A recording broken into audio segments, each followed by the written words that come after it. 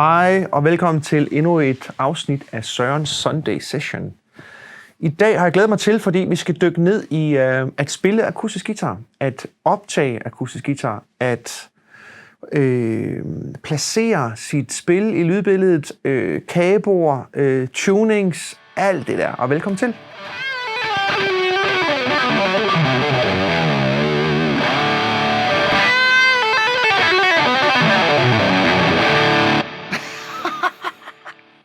Akustisk guitar.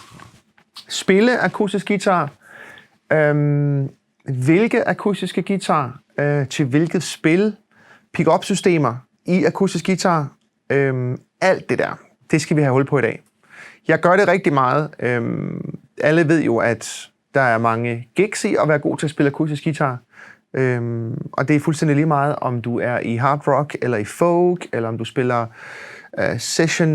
om du er session guitarplayer for Medina. Altså alle skal altid bruge en god akustisk guitarist med en rigtig god akustisk guitar. Så der ligger rigtig meget arbejde i at blive god til at spille akustisk guitar. Der ligger også en masse sange i at være god til at spille akustisk guitar, fordi det er jo tit her også songwriter, guitarister, typer, vi kommer på de sange, vi spiller. Jeg er jo nok mest et guitar-menneske ude i sådan, hvad kan man sige, ude på scenerne, men i mit studie her, der bliver der jo spillet sindssygt meget akustisk guitar. Så det tænker jeg, vi skal prøve at dykke lidt ned i dag. Jeg har ligesom 2 akustiske guitarer, som pretty much gør jobbet for mig. Men jeg har alligevel nogle andre med i dag, også for lige at vise jer, hvad man ellers kan gøre. Den her, det er min Guild. Og min Guild, den har fulgt mig i mange år. Det er ikke sådan en, jeg har haft, siden jeg var helt spæd, men jeg har haft den i 5 år. Jeg købte den i Forsound, tog den ned fra en krog og spillede en akkord. Og så kunne jeg ligesom høre, alright, det er så min guitar. Jeg har ejet nogle gamle Gibsons, men igen fandt jeg ud af værdien af en vintage Jumbo fra 70'erne og en vintage Hummingbird fra 67. De er så mange penge værd, at der var nogen, der bød på dem, så jeg har solgt dem. Begge 2 af de gamle. Og så har jeg købt 2 yngre akustiske. Der var der en stor forskel inde i mit hoved omkring det her. Det er en god akustisk guitar kan du desværre ikke få billigt. Her blev verden lige ond med et knips, men du kan jo virkelig få en fed elektrisk guitar for 1.000 euro, som jeg siger, omkring 7.000. Der får du et fremragende instrument. Det er ikke lykkedes mig nu at finde en allround akustisk guitar til under 15.000. Og det har noget at gøre med, det er jo et håndværk, altså virkelig et håndværk med sider og dæk og alt sådan noget. Og jeg er ikke super skarp i det, men jeg har lært helt ungt, at det her, der hedder dækket, det skal være solid. Det må ikke være finere. Det skal være solid wood. For der ligger hele hemmeligheden i. Og så siderne er jo også en stor ting, og bagsiden er også en stor ting. Jeg gider ikke gå ned i sådan helt nørdet med, hvad for noget træ og sådan noget, fordi der er nogen, der er meget bedre til det end mig. Jeg kan kun høre, når de lyder fedt. Den her har rosewood-sider, det kan jeg se. Og vi er lidt i Gibson Hummingbird-land. Altså, det er en Guild, men altså, det er lidt samme ting. Flotte bindings og sådan noget. Det er lidt samme oplevelse, men jeg har altid haft en kærlighed til Guild. For der er et eller andet sådan sydstats, folky, gammel 70'er, et eller andet, jeg godt kan lide ved dem. Jeg synes, det er en meget, meget flot guitar. Så jeg spiller Guild, og den her, den lyder sådan her.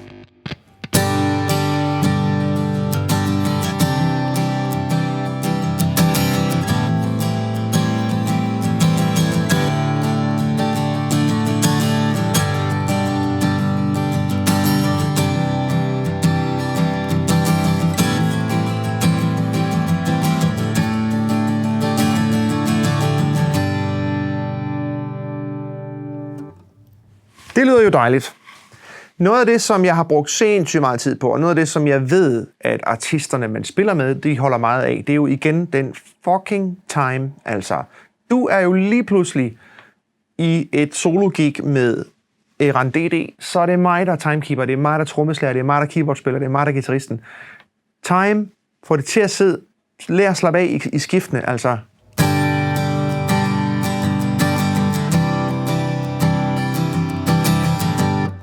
Virkelig forestil jer, at I sidder med hele ansvaret, for det er det, I gør. Og jeg tænker rigtig meget over, når jeg skifter fra en akkord til en anden, at jeg skal undgå, I kan godt huske det, da man begynder med at spille guitar, ikke? Timen er Tom Dooley, timen er min søn. Det er ligesom, det skal vi altså arbejde med, det der skift, og få det glidende, og få det smooth. Så hvis jeg skifter fra et A-mol til E, så skulle det meget gerne sige...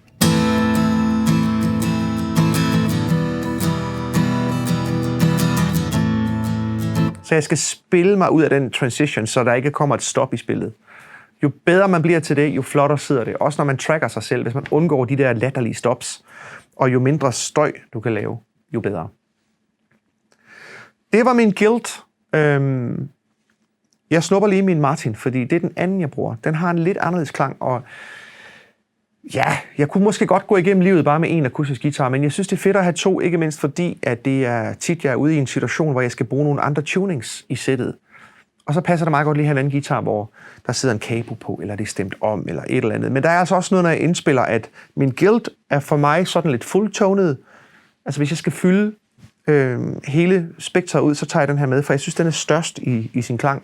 Og det er ikke altid optimalt. Fordi nogle gange, så skal jeg ligge lidt mere snævert i lydbilledet.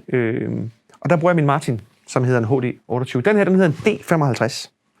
Og er meget, meget glad for den her. Guild D55. Det er så en fin guitar, det her. Martin HD28. Den er jo sådan lidt anderledes i klangen, hvis I sammenligner med det, vi lige hørte med Guilden før. Jeg vil godt lige sende et shout-out ud til det fakt, at der er kommet headstock tuners. Fordi det er altså bare, de her små klemmer, det er bare fedt. Fordi det er så nemt lige at klipse på, og så kan man stemme. Jeg bruger en fra D'Addario, som jeg synes er super præcis og hurtig. Og ellers så laver TC Electronic også en helt forrygende. De to, det er dem, jeg bruger. Der går en del tid med at stemme guitar i mit liv, det må jeg jo bare erkende. Men omvendt så, det betaler sig. Og fordi, at det er også noget, jeg gerne lige vil nævne for jer. Vi blev simpelthen enige om, at nye strenge på guitarerne vil helt klart gøre den her session en lille smule mere spændende, fordi der er også en ting her. Hvis det gælder, hvis du skal trackes, eller hvis du skal spille et gig, der virkelig betyder noget for dig, så skift de strenge der. Fordi en akustisk guitar, den er 1000 gange mere følsom over for smadrede strenge, end mine elektriske er. Det er noget med klangen og noget med tuningen. Hvis der sidder meget snavs på, så stemmer det dårligere. Og hele klangen i guitaren, den bliver røvsyg, for at sige det mildt ud, hvis der er sure strenge på. Så jeg skifter strenge, når det gælder. Så det har vi gjort i dag. Prøv at høre den her, Martin. Den har en lidt anden klang.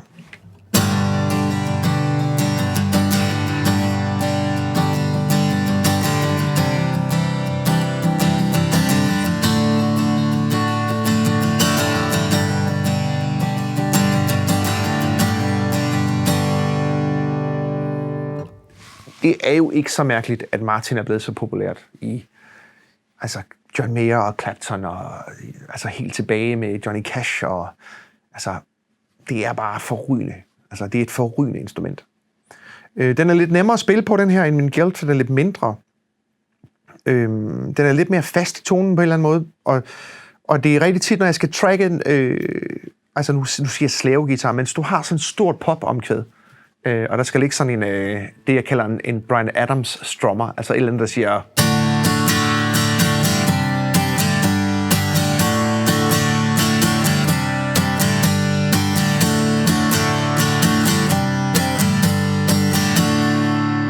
Så det er rigtig tit, jeg vælger min Martin til det, fordi den sidder i tracket på en anden måde. Jeg kan også tage Guilden til det, men forstå mig ret, når nu jeg har to, og jeg dog alligevel kan vælge, så tester jeg lige, og så hører jeg, i dag er det sgu... er det ham her. Så kommer der hele det her med, hvordan man tracker en akustisk guitar. Jeg kommer til at lave en helt Sunday session om opmikning af, hvordan man gør, men der var lige et par hurtige ting, vi skal have med, fordi plektret, du spiller med, her der skal man lægge sit guitaristiske ego på hylden, fordi ja, men jeg kan kun spille med 1,0 plekter og sådan noget. Det er fint nok, at du kun kan det. Men det er altså os, der skal høre på dig. Det er os, det handler om. Og når man strummer en akustisk guitar med et tyk plekter, det gør jeg nu, spiller det samme riff som før.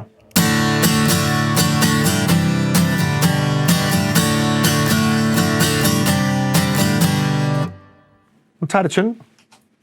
Det er på 0,60 det her. Spiller nøjagtigt det samme.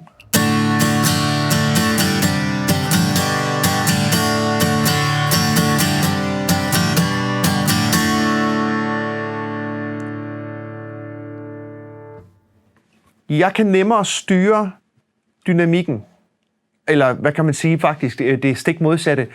Det flader det lidt mere ud med det tynde plekter. Det bliver en lille smule mere legalt. Det er sværere for mig at få det legalt med det tykke plekter. Det er meget nemmere med det lille her, og det er altså det, som, når vi sidder på den anden side af skærmen og producerer musik, altså sådan noget akustisk guitar, det skal altså helst være rimelig afbalanceret. Der hjælper de tynde plekter rigtig meget. Jeg synes, det er en fejl at strumme sådan noget der med en 1,0, for det bliver simpelthen så, der bliver så mange peaks, og det bliver så hårdt at høre på. Så når I skal strumme sådan noget slave, altså væg til væg akustisk guitar, jeg synes, I skal lege med de her Dunlop 0,60. Den er simpelthen ikke paptynd, men altså kartontynd. Umuligt at spille en solo med dem her. Jeg kan i hvert fald ikke. Men skide god til sådan noget strumming her. Til gengæld så er den rigtig dårlig til...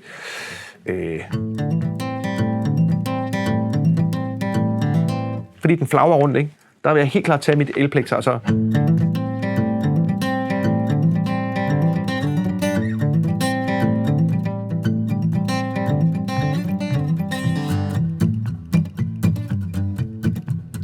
Så jeg har simpelthen 2 plekter med, når jeg spiller akustisk. Det er selvfølgelig røvirriterende, når verset er sådan noget picking, og så omkvædet det er strumming. Så må man lægge det på knæet, og så tage den anden, og så tage den gamle igen. Det er sådan, jeg prøver sådan at flippe mellem de to her, men det var lige lidt plektersnak. Og til dem, der har fulgt med i mine Sunday Sessions, hvad for nogle plekter spiller Søren med? Fordi det er jo det fede ved det her, det er, at I kommenterer på alt det her. Det synes jeg er fantastisk. Og der var en, der skrev til mig sidste uge, hvad for nogle plekter spiller du med? Det er altså... Der er ikke noget voodoo der. Det er det blå 1,0 Tortex, tror jeg det hedder. Og der er mange, altså D'Addario laver dem, og Dunlop laver den. Blå 1,0. Den er god til mig. Den kan både bruges til at spille picking, og den kan bruges til at strumme elektrisk med. Og den passer til mit attack. Hele problematikken imellem, skal jeg bruge et pick-up-system i en akustisk guitar, eller skal jeg bruge en mikrofon foran min akustisk guitar? Det er jo, jeg vil faktisk sige, det er det største mareridt for os, der spiller akustisk guitar, det er, at det lyder 1000 gange bedre med en lækker kondensatormikrofon herude, end det gør med et stik i røven af en guitar, der rammer den her piezo pickup, der sidder her. Det er et kompromis, 100%, og det lyder fint nok. Og jeg er sikker på, at ude på Grøn Koncert, når Mads Langer, han står og høvler sine hits af, så tænker man ikke over det, fordi det er ligesom, man har vendt sig til, at sådan er det, og Mads han synger så godt, og sangene er så fede, at det sidste, jeg tænker på, det er hans pick-up-system. Men når man tracker sig selv i et studie, bare glem den der pick-up. Det kan absolut i min bog ikke bruges til noget som helst, i forhold til, hvordan sådan et dæmpet rum her lyder, når du sidder foran en mikrofon. Fordi en guitar spiller jo ud af krop og hals og hoved og hvad ved jeg ikke. Så en god mikrofon foran er at fremtrække frem for pick-up-systemet. Pick-up-systemet kan jeg så finde på at bruge, hvis det er en live-optagelse, hvor man er flere, der spiller sammen. Fordi hvis der sidder en guitarist lige derovre med det samme setup, så bleeder jeg jo lidt over i hans mic, og omvendt så bleeder han over i min. Der er fordel med det her piezo-system. Jeg tror, det hedder et piezo-system. At det er jo helt isoleret. Det opfanger kun mig, og det opfanger kun min kollega, så man kan bedre skille det ad. Så der gør jeg tit det, at jeg blender en piezo pickup med en mikrofon. Så får man et hæderligt kompromis, vil jeg sige. Så kan man sige omkring, hvad for et pick-up-system man skal vælge. Det er jo altså bare umuligt for mig at svare på. Jeg bruger Fishman, noget der hedder Matrix, og det har jeg brugt altid. Helt fra jeg startede med at spille akustisk guitar, for jeg ved, det virker, og jeg synes, det er solid. Men der laves rigtig mange nye, fede P-bend og B-bend, tror jeg faktisk, det hedder. Der kan I bare se. Så det skal I selv gå ned i akustikken og snakke med drengene om det. De ved det. Og de har mange guitarer hængende, hvor de sidder i. Så kan man finde det, der passer til ens spil. Nu er jeg jo ikke... Nu er jeg jo ikke virtuos på en akustisk guitar, så for mig der er det bare, at det skal virke og fungere til de der strumming gigs, jeg har. Så er der en anden ting omkring det med at være akustisk guitarist. Det er, jeg synes jo, det er skide sjovt at tage lidt ringe på og tage lidt smykker på og noget, men det her, det er altså et no-go. Ikke? Alt det pis der, det er røvirriterende, når man har når man har guitarister i studiet, der sidder med al deres julepynt på. Så det skal af, og det gør vi nu. Så, bum, så er jeg stripped. Det her, det er det tøj, du skal have på, når du indspiller dig selv. For det larmer alt det der, og det er vi ikke interesseret i. Det skal være stille. Så skal du også vide, det skal I næsten prøve at høre her. Hvis jeg nu sætter mig her, ikke, og spiller en G-akkord, og så prøver jeg at dreje mig selv rundt, mens jeg spiller.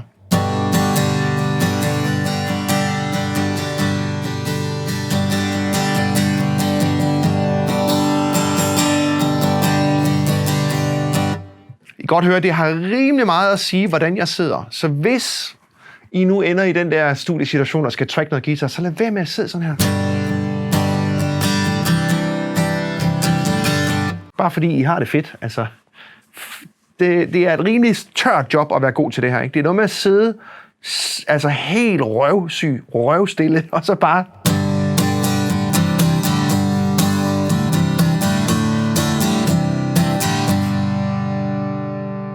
Sådan gør man det. Der er ikke meget rock and roll i at spille akustisk guitar, men til gengæld så er det altså det er et ret smukt instrument. Jeg gør det jo, altså jeg bruger det rigtig tit til at doppe med, når jeg har lavet sådan en stort Jesper Binzer pop-omkvæd, så synes jeg det lyder skide godt at bare høvle 2 ens akustiske guitar ind ved siden af hinanden på tracket. Det lyder fantastisk. Så kan man jo komme ud for, at man skal lave andre klange med sit instrument. Så nu vil jeg lige prøve at vise jer et nyt lille hegn, jeg har erhvervet mig for ikke så længe siden. Kom her. Se, den her. Den er skæg. Det er nogle nye guitarer, der er kommet fra Yamaha, og i virkeligheden så er der ikke sådan det helt store nye under solen her, men det ligner jo lidt sådan en børneguitar, ikke? Jeg stemmer lige. Ja. Altså det fede med den her, det er, at den har en fuldstændig, jeg vil næsten sige en tredje klang i forhold til de 2, vi lige har spillet på. Fordi den er så lille. Den siger sådan her.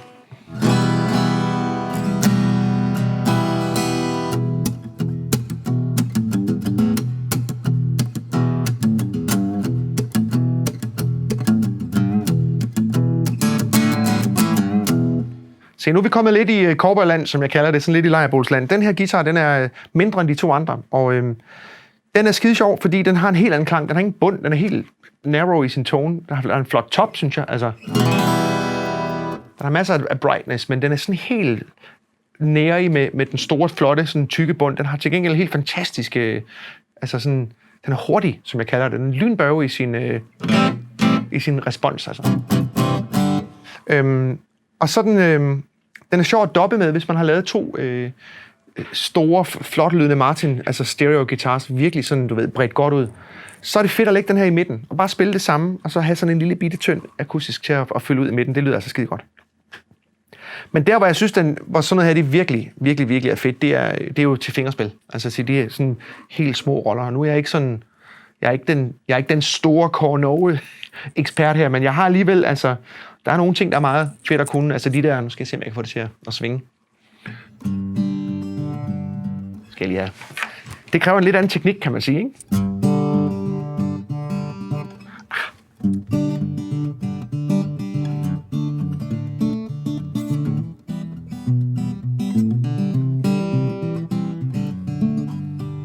Det er virkelig en anden disciplin, det her, ikke? Jeg brugte noget tid på at lære det der Zeppelin-nummer.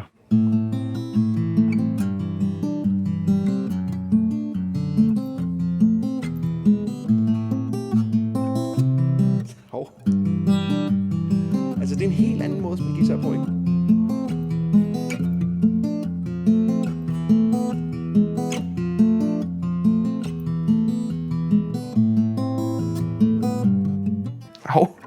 Altså, det er jo en helt anden ting, ikke? Jeg havde et musikalsk nederlag, da jeg lavede en plade med Anne Linnet, hvor der var et nummer, hvor det bærende var fingerspil, ikke? Og jeg tror, efter en halv time, så kylede jeg den der Martin-guitar over i sofaen, og så sagde jeg, ring til Jonas Krag, jeg kan ikke få det til at virke. Men altså, det er sådan noget, hvis jeg skal spille noget godt fingerspil, så skal jeg med i fokus. Altså, skal jeg varme op, og jeg skal virkelig... Ikke? skal tømme kroppen for panik og energi, fordi det er noget helt andet. Det er en helt anden måde at spille musik på. Jeg er altid så imponeret over de der som Mads Langer, når han sidder i 2 graders varme ude i skoven med Godmorgen Danmark og spiller sit nye hit Fingerspil, bare ultra tight, så sidder han bare og spiller. Det er altså tjekket. Men jeg bruger den lille Yamaha til sådan noget der, og så bruger jeg den også sådan lidt i, altså når jeg siger Parler-universet, nu før der spillede jeg sådan noget cowboy-guitar, men hvis jeg skal lave sådan noget,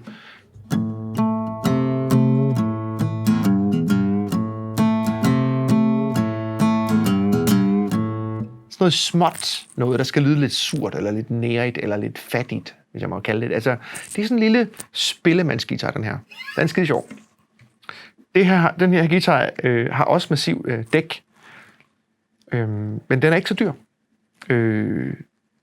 Men jeg kan godt nok heller ikke spille alt på den her, så man kan ikke bare købe den her og så sige, så fik jeg min akustiske guitar for livet, men den er skide sjov til at doppe med, og så til de der fingerspilsting, som jeg jo tydeligvis kan øve mig noget mere på. Se, så kommer det store klaver her, som jeg kalder den. Det her, ikke? Det er en 12-strenget Guild fra 70'erne. Og den tilhører noget så legendarisk som Mike Tramp. Jeg har lånt den af ham. Jeg håber altid, han glemmer, at jeg har den. Fordi han havde den med herned for 6 år siden. Vi var ved at lave et album sammen. Og så sagde han ligesom, jamen Søren, den får jeg jo ikke brug for i forløbet, så den kan du låne til Medley-studiet. Og jeg kan godt sige, at der er mange plader, hvor den er på. Det er jo så smukt et instrument, sådan en her, ikke? Prøv lige at høre det her. Altså, alle de der 1000 mange flotte sange, der er lavet med 12-strenget guitar, det er jo fantastisk.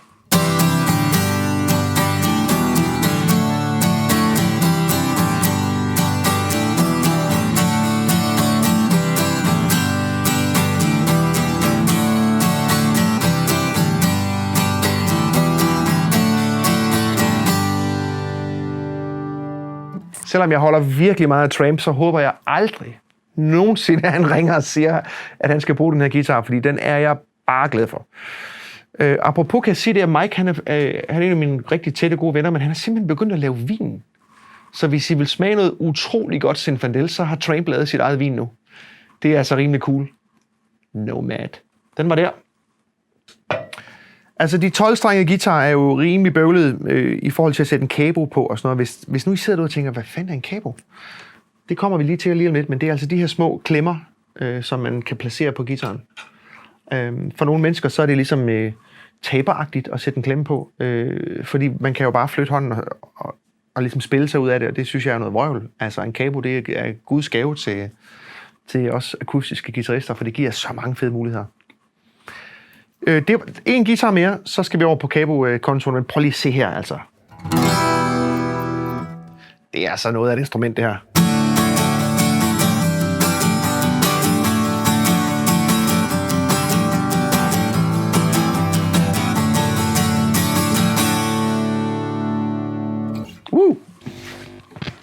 Den sidste guitar, vi skal se i dag, det er en, der hedder en Maton. Og det er ikke så meget, fordi det er en Maton, det er noget australsk håndbygget.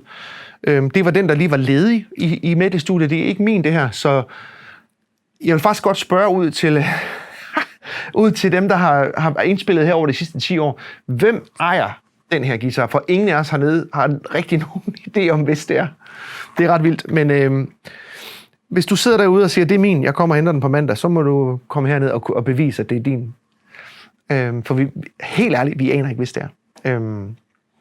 Den her Maton har jeg strenget op på en fuldstændig vanvittig måde, fordi altså der er noget, det kaldes for en high stringer. Det vil sige, du tager de øverste strenge på en 12-strenget guitar, den jeg lige spillede på før, topstrengene, for de stemmer en oktav højere, end de gør på en almindelig guitar. Og det kan man lave noget ret vildt med, når man indspiller. Alene lyder den rimelig sindssygt. Jeg spiller de samme akkorder som før. Det lyder sådan her.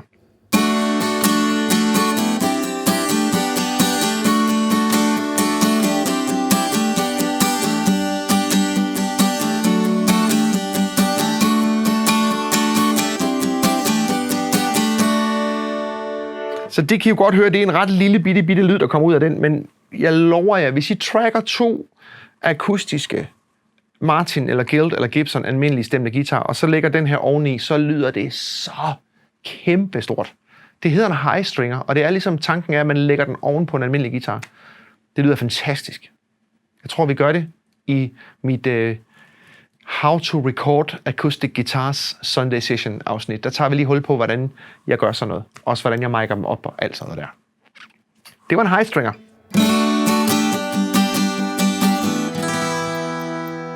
Ja. Yeah. Jeg vil gerne lige her til sidst i dag runde det her med at bruge en capo. Der findes jo simpelthen så mange slags capoer. Og det er bare en capo til jer, der ikke lige aner, hvad det er. Det er den her. Og den har den simple funktion, at hvis du har et E, men det tonalt ikke passer til din stemme, så kan man sætte ham her på, og så flytter man hele guitarens mensur op, så når jeg spiller et E, så ser det sådan her. Nu hører du et fis-mol, men jeg spiller et E-mol. Altså en rigtig fin lille funktion. Jeg kan da huske et orkester fra England, der havde et fint hit, der sagde...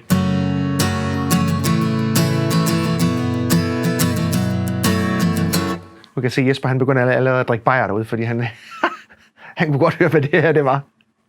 Det er jo Oasis Wonderwall. Lyder ikke rigtigt uden capo. Det lyder røveforkert uden capo. Så det er for mig et lille instrument, som capo der. Så skal jeg også vide, nu har jeg ændret mensuren. Og det her, det har jeg skændtes med så mange solister om. Men altså, jeg kan være et utroligt ondt menneske, når det kommer til sådan noget her, fordi det er altså mig, der har ret lige nu. Når du skubber capoen op, så ændrer du mensuren, så stemmer man ikke sammen med de andre mere. Det kan godt være, at vi tager den samme akkord, men jeg har forkortet mensuren på gitaren, så det her fis, det stemmer ikke med et almindeligt fis på en guitar. Så når du flytter capoen, kære venner, så skal du fucking stemme. Og jeg er ligeglad, om du hedder Bruce Springsteen. Hvis du flytter capoen, så skal du stemme, købmand. Fordi du har ændret mens. Jeg ved, om jeg kommer til at spille med Bruce Springsteen i dag. I doubt it, men... Der er lige et par ting her, ikke?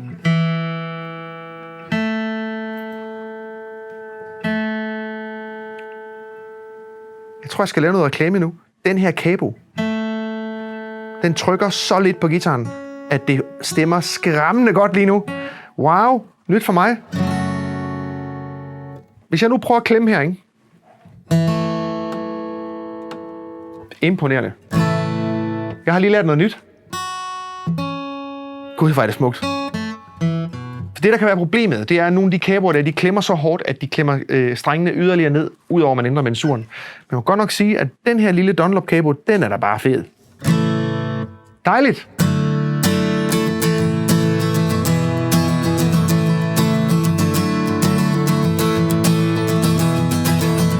Men jeg kan stadigvæk høre, at den er en lille smule sur i stemningen. Så jeg fortsætter min fuldstændig stivnakkede påstand, at når capoen bliver flyttet, så skal I stemme. En capo mere, som jeg opdagede i mit liv som session-guitarist, det er noget, der hedder en partial capo. Det er altså et vanvittigt piece of gear. Den er kortere end en almindelig capo, så den sætter den har kun capo-funktion på nogle af strengene. Så det vil sige, når jeg sætter den her, skal jeg lige passe på, fordi det her, det er en af dem, der kan klemme hårdt. Hvis den klemmer for hårdt, så stemmer det fuldstændig vanvittigt. Bum. Prøv at se her. Nu har jeg lavet en open tuning uden at stemme om på gitaren, så jeg kan lave sådan noget her.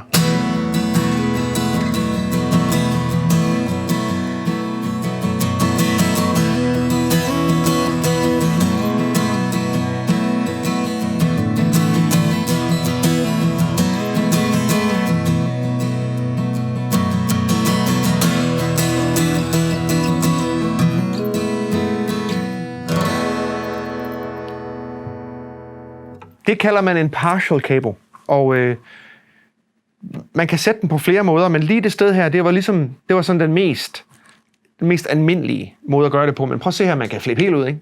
Nu sætter vi den her capo her, og så sætter vi den her capo her, og så er vi heroppe nu.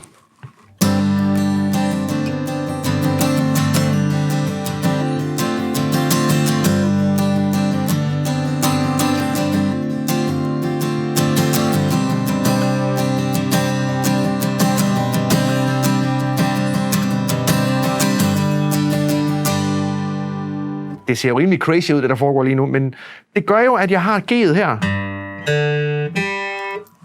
Sus, kvint, grundtone, ikke?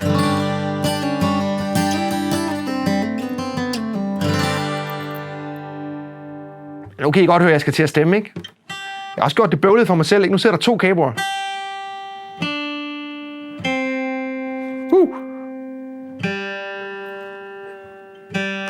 Det er meget de tykke strenge, der ligesom fucker op med de capoer her, fordi de er jo lidt...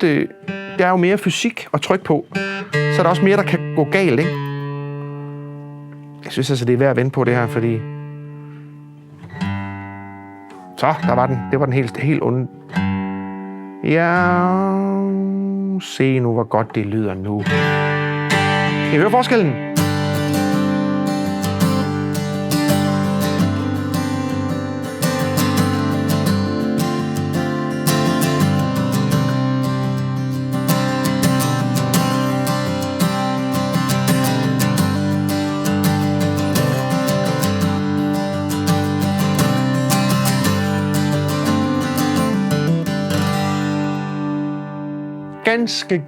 Ganske lidt tuning, ikke? Og så stemmer det bedre. Så står det bedre. On that note, kære venner, tiden er gået. Jeg siger tusind tak for i dag. Det er fantastisk, I gider at kigge med. Det her, det var Sørens Sunday Session, hvor vi snakkede om akustiske guitar. Vi har et nyt afsnit hver søndag, hvor vi dykker ned i min verden som professionel musiker. Det er arrangeret af spilmusik.nu.